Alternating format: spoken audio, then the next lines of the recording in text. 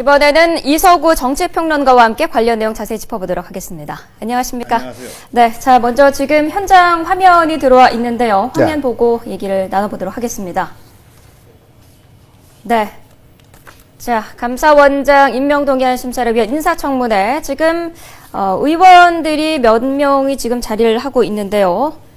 자, 새누리당 의원들이 자리를 하고 있습니다. 서병수 위원장도 자리에 앉아 있습니다. 예, 야당, 자, 먼저 야당 의원들은 참석을 하지 않았군요. 네, 뭐 그렇게 그렇습니다. 이야기를 했었죠. 예. 자, 새누리당이 결국에는 이제 특위 단독 처리라는 카드를 꺼내 들었는데 어떻습니까? 그동안 뭐 충분히 노력을 했고 기다려왔다라는 뜻으로 볼 수가 있을까요? 이제 청문회 마치면 2주 안에 이걸 보고서 채택 여부를 결정을 해야 됩니다. 네. 그런데 이제 야당이 채택을 안 하고 있죠. 그 문형표 보건복지부 장관 후보자 문제 있으니까 그 부분 사퇴시키면 동의하겠다. 이제 그런 걸로 해서 지금 안 되고 있었는데 네. 결국은 제일 중요한 건 전반적으로 이 현재 전국을 바라보는 민심이 어떠냐 뭐 이겁니다. 그동안에 있었던 뭐 물론 제일 첫째는 문영표 장관의 하자가 얼마나 있느냐 이 부분이 하나 있고 그다음에 또 하나는 지금 뭐 특검 전국 또 종교인들 뭐 시국 미사 관련 뭐 이런 것들 쭉 보면서 이 정도면 전국에 큰 부담이 가지 않는다. 뭐 이제 이런 시점을 좀 기다려서 이제는 이제 할 때가 됐다. 뭐 여당으로서는 그렇게 판단하고 있고 네. 야당으로서는 어차피 동의해주기가 어렵습니다. 왜냐하면 앞으로 어떤 정치 투쟁, 예산 투쟁, 법안 투쟁 하기 위해서는 여기에 대해서 계속 뭔가를 이렇게 잡고 있어야지만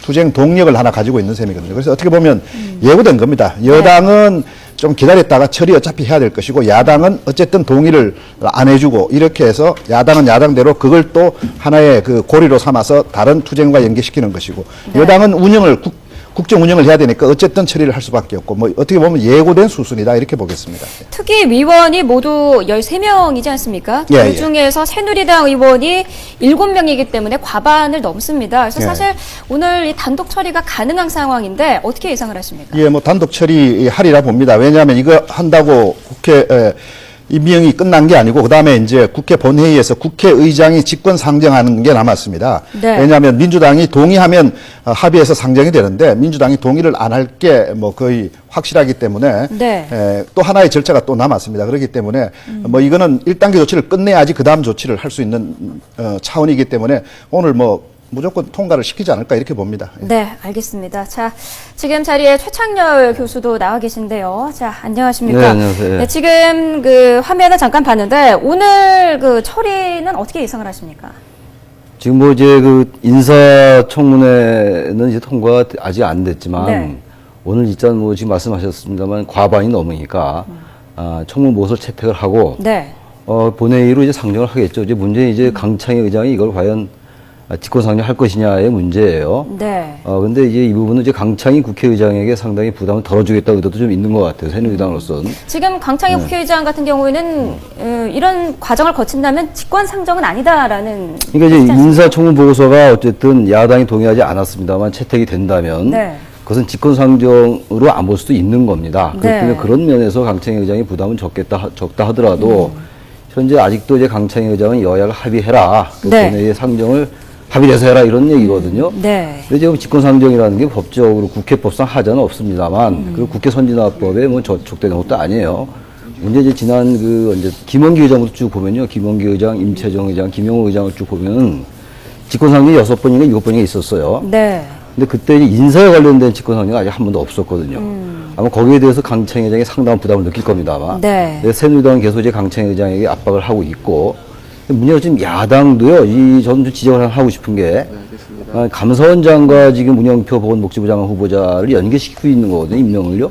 이건 좀 맞지 않는 전략인 것 같아요. 뭐 네. 야당이 하나의 투쟁 전략이라고 볼 수는 있다 하더라도 어쨌든 그 다른 사안을 가지고 같이 연계시키는 거 이런 네. 것들은 좀 지양해야 되지 않을까 생각이 좀 듭니다. 알겠습니다. 지금 대통령이 감사원장의 황찬현 후보를 지명한 지 벌써 한 달이 됐는데, 자, 그동안의 진행 상황을 한번 살펴볼 필요가 있을 것 같습니다. 짚어보도록 하겠습니다.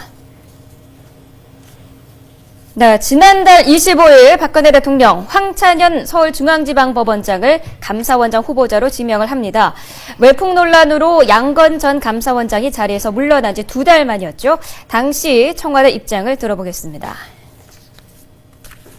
대우그룹, 부실회계감사 등 사회적 파장이 큰 사건들을 법과 원칙에 따라 엄정하게 처리한 분으로.